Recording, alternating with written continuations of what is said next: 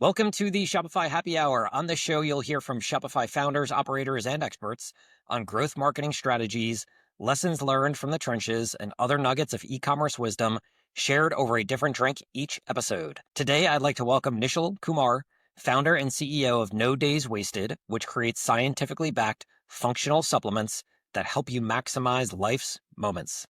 Nishal, welcome. Dan, thanks for having me. Really excited to be here. Same here, same here. Well, let's kick off with a proper cheers. So it's funny, lots of the episodes we've been doing there's been lots of like NA brands coming out and different snack brands that we've been kind of having on the podcast, but I'm excited to have a proper drink. So what are we what are you having over there today? What are we going to do? I love it. Well, I have a little bit of leftover red from last night, so Malbec from Argentina, and excited to raise a glass with you. Cool. So is Malbec, is that a preferred choice if you're going to have a drink? Yeah, you know what? I like red wine, so I'll go Pinot Noir, Cab Sav if I want something a little heavier. Malbec's good. It's not too heavy. I find it's really consistent, so you know what you're gonna get if you're trying something new. But it seems like this Mendoza region of Argentina is a place I need to visit because all their Malbecs coming out of there are generally pretty good. It's amazing. A close friend of mine is from Argentina. So years ago, I went down with him to visit some of his family in Mendoza, and I highly recommend it. Okay. People are amazing. Food is incredible.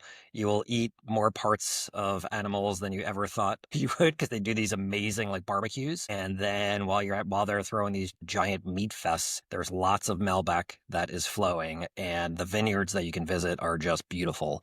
So would highly recommend a trip down there.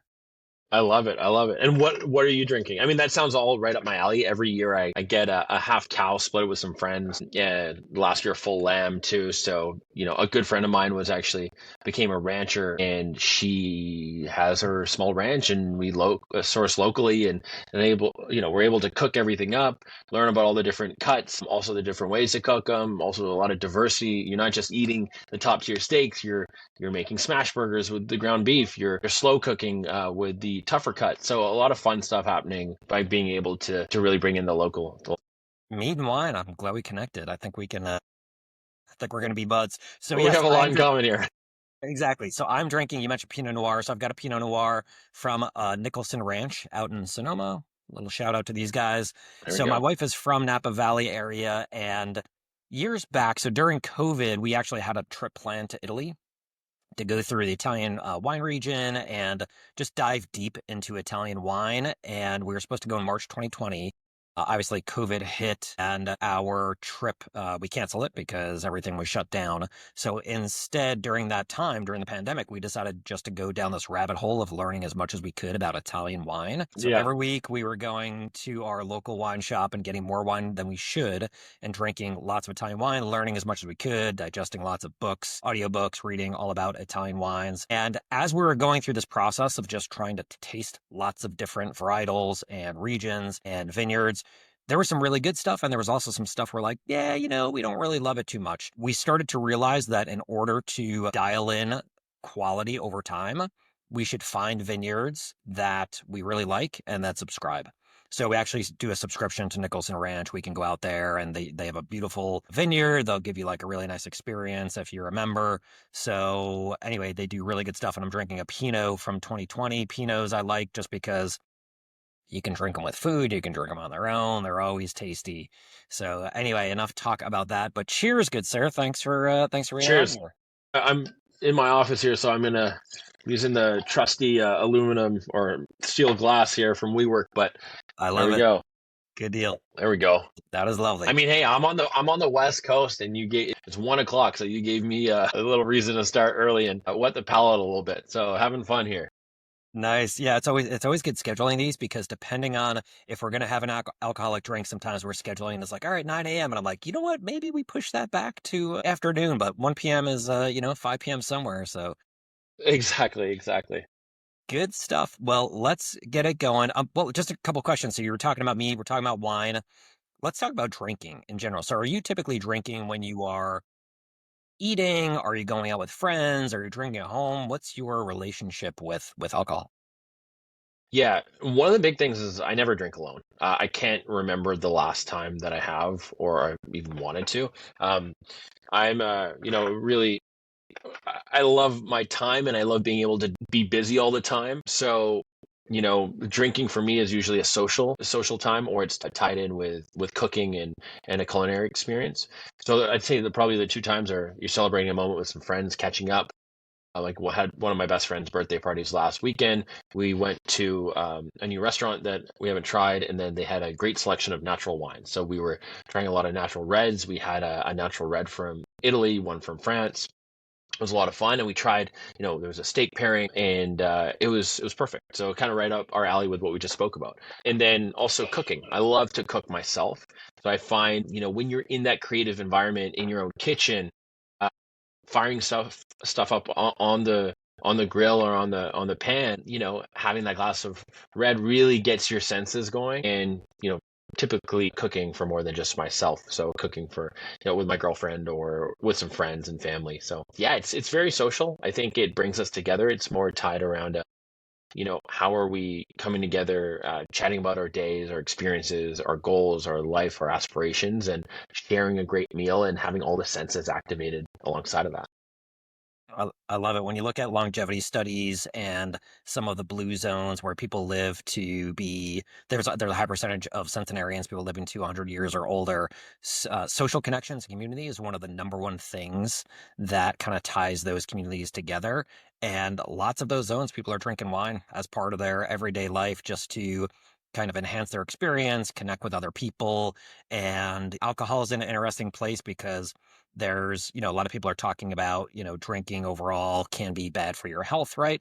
But then I think the flip side of it is there's also a little bit of an epidemic where too many people are not being social and too many people are Yeah. staying at home and too many people are having social anxiety. And so if there can be something that people use as a way to build community or become closer with their friends or family or enhance an experience, I think in balance, it can be used as a very good social tool. It's obviously when you overdo it where things don't work out so well. But yeah, I think a good glass of red wine with a nice dinner with friends and family around, it's hard to beat that kind of experience.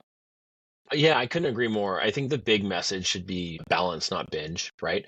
I think a lot of the education that's happening around alcohol these days is so critical and important. And it's actually been beneficial to our brand too, given that we sell, or I call it in spite of that, we sell an alcohol health product or a recovery product, right? Because ultimately, people want to feel their best all the time. They want the social interaction. So they're limiting consumption. They're also being cognizant of what they're consuming.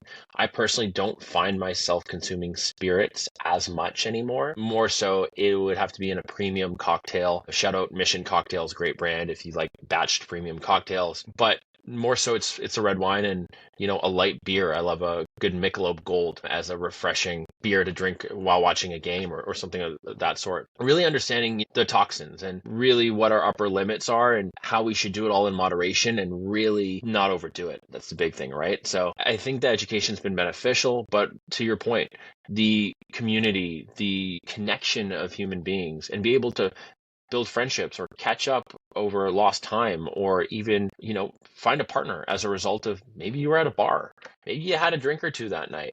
That's actually how I met my girlfriend, and it's interesting to say. So I think the high level of awareness that you have around and having a healthy relationship with anything that you do will lead to that longevity you talked about. Nice. I wonder how the global population would look if there weren't drinks enhancing people's courage to approach the guy or girl at the bar or at the party to have an opening line and then make the introduction and then see where things go from there. So I think, it sounds like we're both aligned with alcohol as a social lubricant or as a tool to connect with people, enjoy yourself, enhance food or an event. It's a really good thing. But I think the challenge is with some things when you have something in excess the next day might not be as fantastic. So I like that you've got this, well, just in general over the past couple of years, I've been looking at all sorts of tools that can enhance the feelings of, alcohol as a social lubricant, but without as much downside. Hmm. And I was very happy to come across No Days Wasted because you got a recovery blend that says on the label here, take when you celebrate, wake up fresh. So can you talk a little bit about, because we're having a glass of wine, so I'm going to pop these capsules now so that I can Yeah. ensure my early wake up tomorrow is nice and productive. But can you talk about what these are and how they help people recover if they're having some wine? Yeah, 100%. And I'll join you on that too. But in essence, what we've learned over time is I think there was a big misconception. For a long time, people thought it was just dehydration was what was causing that negative next day, right? The negative feeling the next day. And there's so much more to that. That's probably the most obvious part of it and closer to 20% of the picture. So people would eat some greasy food and drink some electrolytes and really replenish that way. But also the greasy food's not great because it's also going to impact you in a negative way because it's greasy food. So with that being said, that side is taken care of, but the toxicity of alcohol is something that we look at. And it's not actually the toxicity of alcohol itself, it's the toxicity of its byproduct. So in its natural metabolism, it's broken down into something called acetaldehyde. And that is something that essentially our liver has a hard time breaking down, or the enzymes have an even harder time breaking down than alcohol. And it oftentimes reaches peak levels the next morning when you wake up after a night of sort of celebrating. So the premise is if you can assist your body and boost your natural response while you're out celebrating as it's being formed, so really just improving the effectiveness of your liver enzymes to break that toxin down, then you can be in a good spot the next day and you would have accelerated that metabolism of that toxin and you'll be feeling good while enjoying the social elements of the drink, but minimizing the downside on the negativity, sort of the negative aspect and how it could impact your body. Awesome. So tell us a story about how you started this, where the idea come from, and how did you get started at the beginning? Talk to us about how you created the product and where the idea came from. Yeah, it started as a personal science experiment, really. A few years after graduating college, I, was working a lot. I would have social events in the evenings, and I was also training one of my best friends to go play pro basketball in Germany. And we had morning workouts was the big thing. 3 days a week, we were climbing Grouse Mountain, which is it's a mountain here in Vancouver, British Columbia, Canada, and it's called the Grouse Grind. Is the trail. So it's about if you're quick, you do it under 50 minutes, and it's about a 2.5 3 kilometer vertical stairmaster. And the local hockey team, they do it for preseason training. And we were doing that and really built up our cardio that way. But we were getting there. The only time I had was at 7 a.m. because I had work. So we'd have to get there before it was busy, before the workday started, and then get down for the first gondola down because you have to take a tram down. You can't really walk. You're not allowed to walk down, and it's too chaotic. So and there was evenings where I was out, so I needed to figure out the solution here. I wasn't even drinking very much, to be honest. It was just a matter of like optimizing my sleep, feeling my best the next day, and being able to do it all. When you're 25, you want to do it all, right? So that's how it came to be. Dove into a lot of the research around what the actual problem was and learned that it was the buildup of acetaldehyde, and that my curiosity ultimately took me down this rabbit hole to figure out that was the problem. How do we create a solution that's proactive rather than being reactive the next day? And that's how we came across, the key active ingredient of DHM as a powerful antioxidant and a liver support ingredient as what we call a cofactor for your liver enzyme. So essentially something that helps your liver enzymes just work better. Call it a support system. And then also L-cysteine, milk thistle, prickly pear. And that's kind of the main 4 ingredients in the product that really do a lot of the heavy lifting. I love it. So the next time I drink a prickly pear margarita, I can say that I'm doing something for my body for the next day. Yeah, I mean, I think the reason they have prickly pear margaritas is more of a marketing tool in terms of, people think health and wellness tied to that. So the sort of the antioxidant effect and supportive effect. Love it. Love it. Okay. So you had this idea, you're in your mid 20s, you're getting these really good endurance workouts in the morning, you're going out at night and being social, and you're trying to figure out how to just enhance your life and not feel bad the next day after going out for a couple of drinks. So how do you then go from the idea to doing research to understanding what these kind of ingredients are that would create this product to help people feel better the next day? What were your next steps to then bringing that product to market and starting to generate your early sales? Yeah, that's a great question. I was I had just finished up a geophysics opportunity, so I was working in engineering at the time. I launched my business making parts for Teslas, and I actually jumped in full time on that. And I had more time on my hands, but I didn't have a lot of money.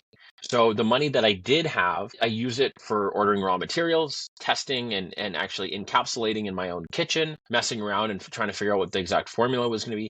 And also, I did a backpacking trip through Europe with one of my best friends. We had done chemistry and biology together for 7 years through high school and university. He's now becoming a doctor, and science has been our passion and our foundation, but also something that brought us together as friends. With that being said, I did a lot of call it very brute force R&D in my own kitchen, and paired with the science and the literature that was accessible to me, I was able to read over 300 scientific papers and distill down the information that was needed to say, hey, these are the ingredients, these are the amounts we should take, we should test, and this is what science has told us works. Well, now let's prove it to ourselves. So did that, and after I got back from that trip with him, I realized, I had something pretty good, worked with some local co-packers and regulatory individuals who have experience in the space to figure out what exactly we could fit into a capsule and all that. And then ultimately I launched a crowdfunding campaign. So invested the last couple bucks I had in creating a video to tell the story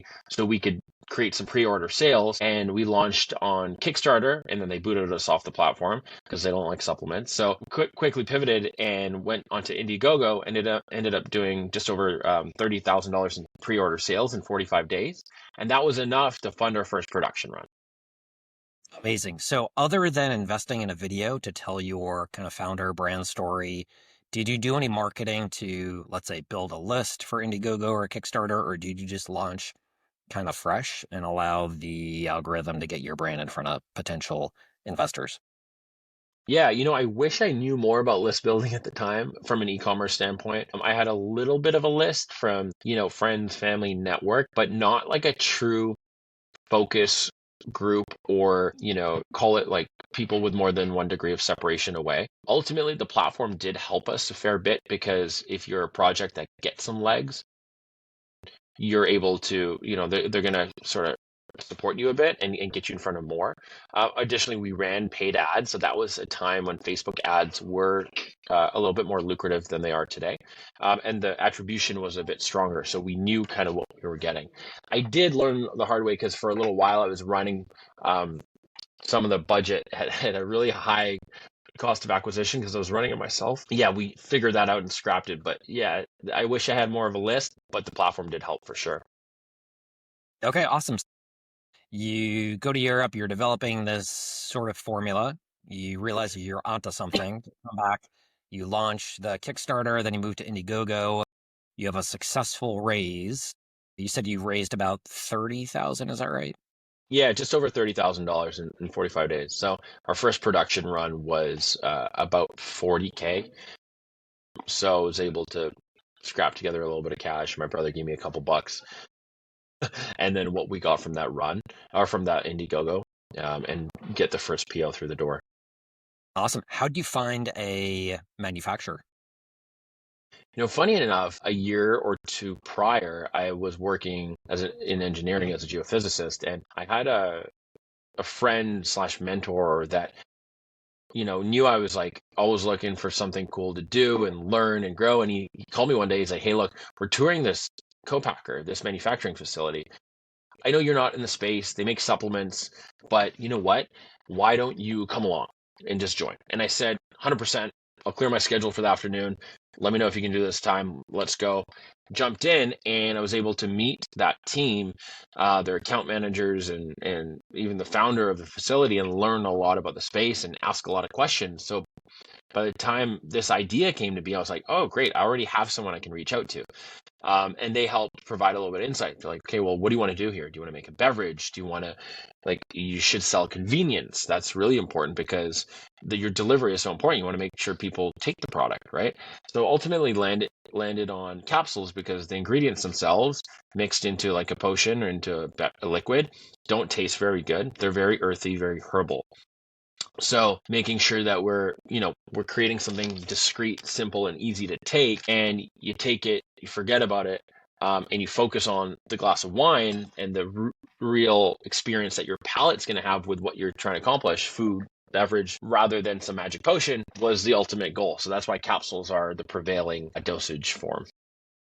Fantastic. Well, I will say that I have been using the product for maybe a month or so. And I kicked off the year with kind of a health and fitness program. So I didn't drink for the first like 75 days.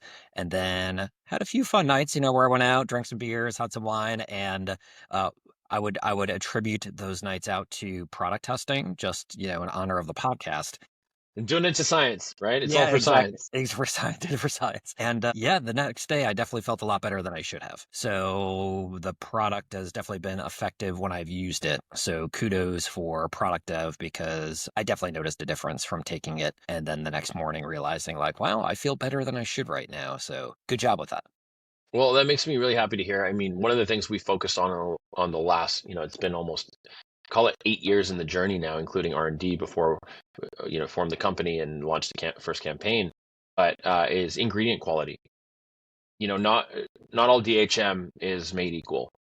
You have to look at the sources, and now we work with the best supplier that I've found across the earth in order to create the best product possible. So just making sure sources, and I think that's the value of brand these days. A brand that's here and stays for a while, you can trust them. You can trust that their quality is there. You can trust that they put the time and attention into creating a consistently exceptional, efficacious product time and time again. That's the value of brand, right? Is trust. So that's something we want to continue doing, and also continue with R&D on our hydration products, and we have a sleep product as well, but a few different things there to make sure we're putting out the best thing possible. Love it, love it. So, okay, so you launch the Kickstarter, you get your first production run. What happens from there? How do you then start to build brand like you're talking about and continue to generate sales so that you can keep iterating on the product and growing the business? What marketing strategies have you used? And let's talk about e-commerce along with retail as well. Yeah, 100%. I think for us, we ended that campaign on Indiegogo in the summer of 2018, and then we had a little bit of a slow period where we were delivering the pre-orders, waiting for the production run to conclude, and then delivering pre-orders, and then figuring out more of like a go-to-market strategy. It was really just me. So I was a kind of solo entrepreneur, and I was running my other business simultaneously, and I had to make a decision about, hey, what do we want to do here? Do we want to spread myself thin? So more or less, I was like, let's jump into No Days Wasted full time. We launched around Black Friday in 2018. I had a list. I said, hey guys, we're running a sale. We have a bunch of inventory. Let's go. The first email campaign hit hard and was great. And actually around the same time in the summer when we were receiving all that product, I had a chance to meet an individual, Paul Bissonnette, who's known as Biz Nasty in the NHL world, and he's one of the faces of the NHL on TNT. And we met through some mutual friends. I gave him some samples. He was just finishing his NHL career and was jumping onto a podcast called Spittin' Chiclets, and what's now known as one of the biggest sports podcasts in the world, the biggest hockey podcast in the world. And he was like, "Hey, man, like, let's do something. I love the product. I'd love to be involved and support. Jump on this podcast and advertise with us." And that's how we got the ball rolling. So we were early in podcast advertising with them, and then we jumped into, our first sponsor for Call Daddy, did a lot with Barstool Sports, branched off into a lot of comedians and other channels. And ultimately that drove our e-commerce strategy for customer acquisition. And we were able to build a customer base and build that list that you spoke about before, and continuously, solve problems for the individuals that we were gaining, bringing into our funnel through those channels. So it's interesting. So, I mean, from there, ultimately, at that point, we actually didn't have much of a brand. It was a single product SKU, I'd say, and it was very sciencey. The messaging wasn't clear at all. It was all over the map. The colors, I didn't know anything, right? So ultimately, we did a rebrand in COVID times in 2020 to position us for retail, to be a little bit more, clear with our messaging and also be retail ready. And then we've iterated a couple times since then, and now we're everywhere. We're Omnichannel. We're in Walmart in the US, launching in Walmart Canada in 2 weeks. We're going to hopefully be in about 4,000 stores in the next 3 or 4 months. Whereas in 2020, we were in, end of 2020, we were in about 10. Fantastic. I love the growth. So let's talk about podcast because, well, one, we're on a podcast, but two, using podcast for growing an e-commerce brand or a retail brand is interesting. So when you were doing that, one, I like that you were doing that because you were saying that, for your, let's say, D2C site, some of the messaging might have been a little confusing. What's Yep. nice about podcasts is you can tell your story, right? And so even Yep. if let's say your website messaging or your branding is not as tight as you'd like it to be, if people listen to the founder and they hear you explaining your story and what the product does, you can kind of cut through a lot of that stuff. Right. So I like that you did that. How were you tracking, let's say, attribution for those podcasts? Like, how did you know if one hit or one didn't? Would you know right away? Or Yep. were you seeing, like, were you tracking with unique, let's say, discount codes or anything? Like, how are you tracking the effectiveness of each of those podcasts? Yeah, the attribution was through unique discount codes. So that was really easy to do at the time because e-commerce was so strong and Shopify stores were so prevalent as the main channel for people to discover the brand, but also purchase from. The nice thing is we were actually doing live ad reads with the hosts. So I wasn't on any of the shows. It was all the hosts just speaking conversationally with their co-hosts about the product, the use, and then giving a discount code. And the call to action was generally best when it was subtle and, because the consumer had a lot of trust, the listener had a lot of trust with the host. Now it's a little bit different because there's so many podcasts and there's so many advertisers. And at that time, it was all emerging brands that were advertising with podcasts. There were no Chevys, Verizons, and corporate giants of the world. So now it's more of an awareness play and people skip over podcast ads a lot. But back then, from I'd say 2018 until mid 2021 was a sweet spot where you could buy an ad read and within 3 days, attribution, you would see anywhere from 3 to 10x ROI on your ad spend, and you wouldn't have to pay it for 30 days. So it would be a net 30 cycle. And your cash conversion cycle was magnificent. And that's how we were able to scale with no outside funding, is that we doubled down, tripled down on that. Honestly, my only regret is that we didn't double down even more. You know what I mean? Didn't even go into even more shows. Like I would have loved to.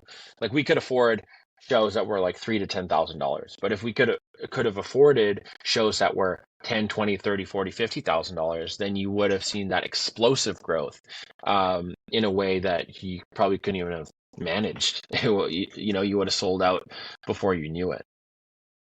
Well, hindsight's 2020, and you were still leveraging a medium that lots of e-commerce brands were not using or D2C brands were not using. So good for you for doing that. So since then, what other marketing strategies or channels have you used that you've seen either work incredibly well or did not work as well as you had expected? Yeah, I think ultimately there's no silver bullet in marketing anymore. That was the closest thing to a silver bullet that I found. In this day and age, you need to have all the right pieces in order to be successful. There's not just one thing. So I probably speak more broad in that, hey, look, you need to be path of least resistance for the consumer. So what does that mean? If they want to buy on Amazon, be on Amazon. If they want to buy on your website through a subscription and get the best value, have that set up the right way. You have to have good SEO on the back end. You have to have consistent always on presence with Facebook ads, meta ads. You need to have good Google ads as well. So you're there top of the list for search. And then omnichannel, right? Being in retail, being in last mile, like we're on GoPuff, we're on DoorDash, we're in Walmart, we're in natural grocery stores, we're in all these places. And I see them all as touch points and marketing tools in order to ultimately drive home a sale wherever the consumer wants to purchase at the end of the day. Back when we were running podcast ads, you probably needed 5 to 7 touch points to land a sale. And I think the podcast medium allowed us to jump the first 5 touch points through establishing the trust through the podcast host.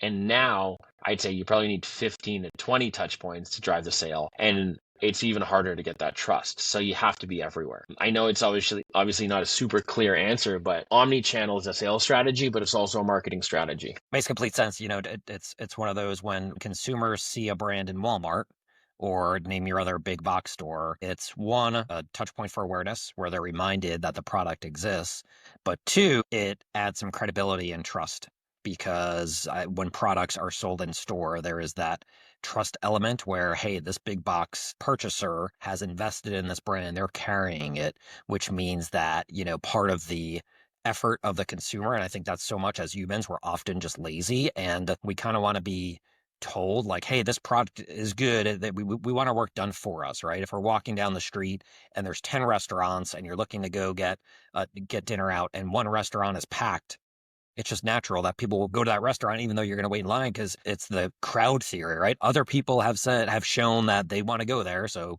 you can kind of let your defenses down and not have to put in much effort and just say that's a good restaurant, I'm going to go there because other people have said that. So I think being in retail is another one of those sort of subconscious and conscious cues where consumers will see a product in a brand that they associate with and trust. Yeah, it's another sales outlet, but also it's a nice touch point, even if consumers don't purchase at that point. So speaking about retail, so I completely get your perspective where you want to be wherever the consumer is, and you want to make it easy for people to purchase. If they want to purchase on Amazon, great, you want to be there. If they want to purchase in store, you want to be there. If they want to purchase through your D2C site and subscribes to every month, they're getting no days wasted delivered. You want to be able to enable that. How do you think in general about D2C versus retail and omni-channel overall? And for your marketing, are you looking to push one channel over another, or are you just doing more brand building with everything you're doing and then Hmm. allowing the consumers to purchase wherever they want? Yeah.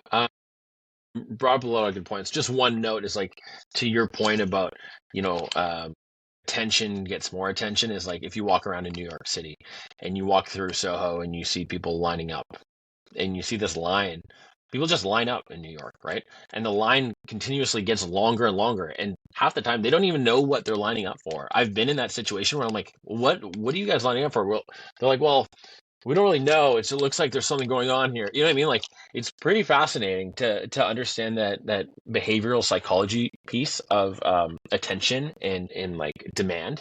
So it's fascinating. Yeah, just next time you're in New York, keep your eyes peeled for that. But in terms of sort of the retail versus e-com and how we're balancing that alongside marketing is it's interesting because attribution has gone out the window in we were really lucky with how it was and how direct it was up until about call it 2022 or so, right?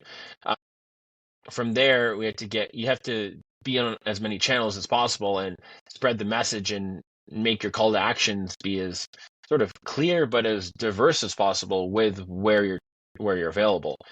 So for us, we are shifting to more awareness marketing when we are e-commerce focused. It used to just be, hey, podcast ad, code, redemptions, that's it, right? Like okay, did this podcast hit? How is it in the first week when you get most of your listens? And did it hit the mark? Were we profitable? Okay, great, let's do it again. If not, scrap it. Now it's like, all right, what is the bigger picture here? What are we doing comparing to total sales? How are we driving people to our own pages, right? Where we are then sharing content that's talking about this major retailer that maybe 50% of our customers shop at, right? So there is, you want to maintain profitability and profitable growth, but looking at it from a big picture and a holistic point of view and working in a lot of awareness marketing has been a focus for us. Also being like having all the channels going, right? Like getting content out on Instagram, on TikTok, making sure your owned email marketing is good, making sure your assets are updated across the board because those are all touch points, right? What are you doing with organic social, and how are you seeing that play into the entire mix, specifically with TikTok, Instagram, and any other platforms that you're seeing good engagement with? Yeah, definitely. We're a little bit newer to TikTok, and so TikTok Shop is something we're just starting to push a little harder. But the big thing is a consistent flow of compelling content. We have an in-house content creator. He, is scheming up all different things to get good hooks going and get people watching our videos. There's the personal brand side of it and sharing a bit of the journey, but then there's also the product benefits and education on the science piece, and then there's speaking from the experience and relating to the viewer as well. So it's a lot of constant filming for myself, for him, being involved in all this content and making sure it's well distributed. I think there's a big part, a couple things I've seen recently is like um, how like your success rate in terms of achieving viral content, and the people that post a lot of quality content, still they're only seeing a small success rate. Like they're constantly getting on base, but the truth is the home runs only come 1 in 100, 1 in 1,000 kind of thing. So making sure that you're getting those at bats and you're really going for it and getting your attempts going, so you can then increase your likelihood of long-term success, virality, or increasing view count, or growing your audience, or whatever the goal is to drive that awareness. That's great. I see a lot of brands who they will focus too much on trying to hit a grand slam for their first post. Organic social is becoming more and more important, I think, as is I think more democratized at this point, where years ago was you had to build a following, and then once you had that following, you could then create content, and the more followers you had, the more people would see that content, right? Now we're living in a world where you can have one creator or brand that creates a piece of content and posts it with a couple dozen followers, and it can go viral. And there could be another brand that has 1 million followers, and they post something, and I don't know, 1,000 people see it, and that's it, because it just tanked. Yeah, we're seeing that creative is just more and more important than probably it ever has been as a differentiator, especially as AI is coming out, where it's easy to create all these image assets for a brand where you can spin these off pretty quickly. So the bar has raised a bit in terms of content. So brands that create content that is high quality and differentiated, they're the ones that are going to win. But in order to do that, you need to put the reps in, right? You need to post consistently, you need to create a lot of content, and you need to test a lot of different types of content to see what's going to stick. And yeah, I just speak with too many people who they're like, yeah, I want to start posting, but I'm not sure what to post. And once I do, I want to make sure it's the right one. It's like, you might post 500 things before you find the right one. So you just got to get in the habit of creating the content, making it a habit, and making it a priority for your brand. Okay, so if you could go back 8 years from now and speak to yourself, give yourself some advice over, things to watch out for, things to lean into more, what advice would you give yourself 8 years ago to have a smoother, more productive, better journey? Yeah, that's a great question. I think the big thing would be, really focusing on the individuals and the experts earlier on. Too much of it was me trying to say, hey, let me figure this all out. And I think it's important to do that and develop the ability to understand everything and do it all at some point. But you won't be the expert in every realm of your business. For the early years, I really thought I could be, and I could run as a one-man show and be the Superman. And for a while it worked, but once you hit a certain scale, you realize, okay, I need an expert here. Asking, finding the who in the equation a little bit more, and bringing them in a capacity where they could develop the strategy and then figuring out who would then execute it, right? So I think a little bit more of that, like in my next life, when I start my next business, it'd be, hey, how do we have more of the experts in from the ground floor? Because being sort of more of a solo founder, it's, you put the weight of the world on your shoulders and you say, hey, I'm going to figure it all out. And it's good for a while, but I think the important thing is to have more, someone you can bounce ideas off of, right? Someone who's on that level, who's done it before, that can put you in your place quickly if you're thinking too crazy, or if you're taking too much risk, or if you're taking not enough risk, right? So I think, I've obviously had some mentors and great people along the way, but I think having the right experts and say, hey, how do I have the next time around, or going back, how do we keep that in mind as we progress through the first year or two? Because that's where your growth is going to come from, right? How do you amplify your efforts with experts and people who've done it before, really? Excellent advice. All right, so let's move to the speed round. Each answer about 30 seconds or less. So first thing that kind of comes to your mind. What is one of your most recommended books? Yeah, I'd say Shoe Dog is one of my most recommended books. Also, I'm a big basketball guy, so Phil Jackson, 11 Rings, The Soul of Success. It's a good blend between the sports world, business teachings, and sort of a spiritual component to it. So those are my two favorite books. What's an under the radar product or brand you've used and like, but most people don't know about? That's a great question. I like this brand, the Canadian company, Beck's Bone Broth, Beck's Broth. It's like I love bone broth and I love coffee, and it's actually a blend between the two. It's a mix that you can put in hot water. Exceptional product, tastes great, but also has great benefits. I've not heard of that. So caffeinated, and is it like collagen and other stuff that's Collagen and bone broth, yeah. So you're getting your collagen, your protein, and you're getting your coffee all in one, and it tastes like a delicious. Because I drink my coffee generally as like a Americano, just black straight. So it's kind of like that, not as harsh as what I usually have, but a little more gentle and a little more beneficial. nice? Great recommendation. I'm gonna have to check that one out. What is one thing in life you do better than most people just naturally, and how do you do it? I think problem solving and making decisions, they're one and the same, but really just being able to be decisive and make decisions. And I do it by realizing that it's just a lot easier if you make a decision and stick to it. Being indecisive is tough, and you ultimately won't be able to get where you want to be if you get stuck making on that part of the equation. Tell me about your favorite shopping experience, online or offline. Crazy thing is I'm not a big shopper, but what I do love, I'm a big basketball guy, so buying shoes from Nike and basketball shoes is like one of my favorite things. I just bought some new running shoes from Nike the other week, and going in there and like kind of seeing what they have and the excitement of trying them on and how you feel springy, you feel alive, thinking about how you're going to feel on the court. You're going to be able to jump a little higher, you're going to be able to run a little faster, you're going to be able to, hit a couple more shots. I don't know, but it's a good feeling. Or something about a new pair of kicks when you put them on, you're like, all right, I'm going to be stronger, faster, better, all of that. That's it's always nice. Yeah, it's that make me like Mike feeling. It's Exactly. really inspiring. Nice. Who is someone you'd like to see on a future episode of this podcast? Yeah, that's a great question. I think there's a lot of incredible founders out there. You could chat with I talked about Beck from Beck's Bone Broth, from Beck's Broth, so she'd be fantastic. Awesome.